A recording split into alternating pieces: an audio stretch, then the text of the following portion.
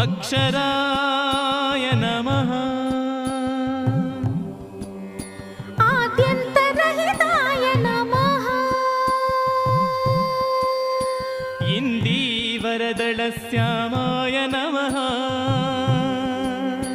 ईश्वराय नमः उपकारप्रियाय नमः ऊर्ध्वलिङ्गाय नमः ऋग्यजुस्सामसम्भूताय नमः